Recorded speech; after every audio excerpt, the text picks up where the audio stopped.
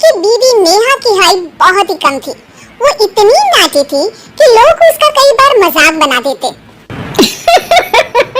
अरे नेहा, तेरे लिए तो मुझे किचन में टेबल रखना पड़ेगा। माँ जी, इतनी भी नाटी नहीं हूँ मैं। और हाँ, हील्स पहन के तो बिल्कुल आपके बराबर आ जाती हूँ। अरे तेरे पापा ने महंगी कार का लालच दे दिया, वरना तो मेरे बेटे के लिए लंबी लंबी लड़कियों की लाइन लगी थी। क्या बताऊं तुझे, कटरीना फैल थी उनके सामने।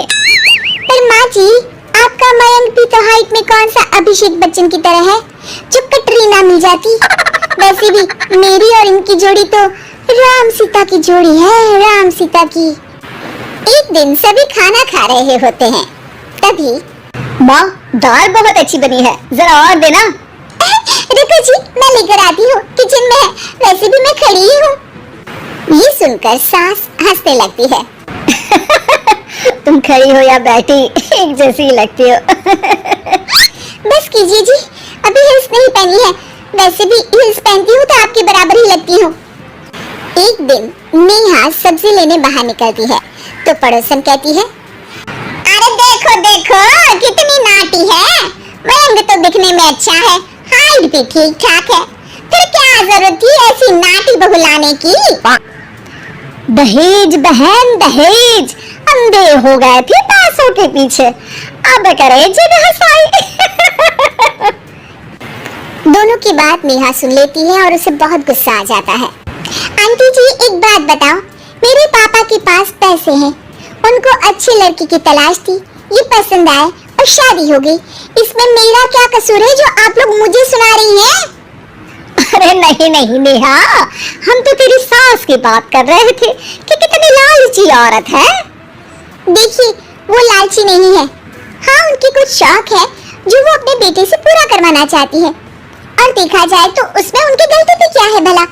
अगर इन्होंने मुझसे शादी की है तो जरूर कुछ न कुछ तो अच्छाई नजर आई होगी ना। और अब ना तो मैं आपकी बहू हूँ और ना ही आपके रिश्तेदारों को मुझसे मिलना है। फिर ये बात समझ नहीं आई कि आप इतना परेशान क्यों हो रही हैं? ये बोलकर नेहा वहाँ से निकल जाती है। नेहा, चलो तैयार हो जाओ, हम लोगों को एक पार्टी में जाना है। नेहा तैयार होकर पार्टी में जाती है, जहाँ मयंक का दोस्त उससे कहता है, अरे मयंक, तू लकी है यार, तेरी बीवी की हाइट इतनी कम है कि तुझे बच्चे की जरूरत ही नहीं है, भाभी ही बच्ची जैसी है। और मयंक, मेरी बीवी इतनी कम हाइट की हो ना तो मैं तो घर से बाहर ही ना निकलूं, कहीं फुदक कर चली गई तो लेने के देने पड़ जाएंगे। सभी नेहा पर हंसने लगते हैं। तभी पार्टी की जगह पर आग लग जाती है। अरे भागो यहाँ से, जल्दी करो, निकलो यहाँ से। अरे लेकिन बाहर के दरवाजे पर ही आग है, अब कैसे बाहर निकलेंगे? कोई रास्ता भी नहीं है। अरे रास्ता है ना, अगर कोई इस खिड़की से बाहर निकलकर अगर सामने के दरवाजे में आग को बुझा दे तो सब निकल सकते हैं। तभी नेहा उस छोटी सी झरोखे से बाहर निकलकर आग को बुझा देती है। अरे वाह, भाभी जी ने तो आज हम सबको बचा लिया। वाह भाई वाह, बीवी हो तो ऐसी, अपने पति ही नहीं बल्कि यहाँ मौजूद सभी की जान बचा ली है इसने। भाई मयंक, माफ कर देना, तेरी बीवी तो सच में कमाल है। मुझे ये बात पता है और मुझे मेरी बीवी पर गर्व है। नेहा मुस्कुराकर अपने पति की तरफ देखती है। कुछ दिनों बाद जब नेहा और उसकी सास मार्केट जाती है, वहाँ पर, अरे भैया, ये कपड़ा तो देना, कितने का पड़ेगा? माता जी, ये तो बहुत महंगा कपड़ा है, लेकिन अब बस सिर्फ 2 मीटर ही बचा है। मेरे तो किसी काम का है नहीं ये टुकड़ा, तो आप 100 रुपया ही दे दीजिए। अरे भैया, तो मैं क्या करूंगी इस टुकड़े का, लेकिन वैसे है बड़ा ही सुंदर। तभी नेहा बोल पड़ती है, इसमें तो मेरी पूरी ड्रेस बन जाएगी। ये कहकर वो कपड़ा ले लेती है। अगले दिन नेहा वो ड्रेस पहनकर सास के सामने आती है। अरे वाह नेहा, ये ड्रेस तो बहुत ही सुंदर लग रही है, बड़ी महंगी होगी ना? अरे कपड़ा तो मैंने ही पसंद किया था, बस पूरा नहीं था तो इसने ले लिया।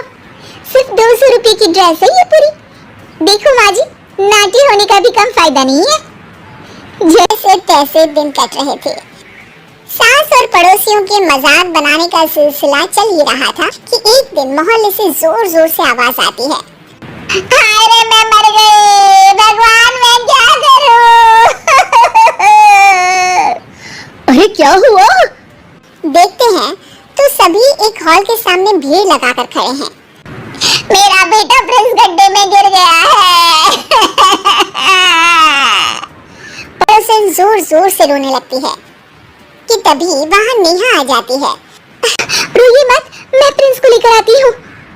ये बोलकर नाटी सी पतली सी नेहा गड्ढे में घुसकर बच्चे को बाहर ले आती है। अब क्या था, एक बार फिर नेहा के लिए पूरा मोहल्ला तालियां बजाता है। मुझे माफ कर दो नेहा, मैंने तुम्हारी हाइट का कितना मजाक उड़ाया था। कोई बात नहीं मासी, प्रिंस ठीक है, ये बात है। अब वो दिन आता है जब सास नेहा की तारीफ करती है। वाह बहू वाह, तेरी तारीफें सुन सुनकर तो मैं खुश हो गई। आज तो तूने ये साबित कर दिया कि समाज में इंसान अपने रंग रूप और लंबाई चौड़ाई से नहीं बल्कि साहस और हौसले से काबिल कहलाता है। मुझे माफ कर देना बेटा।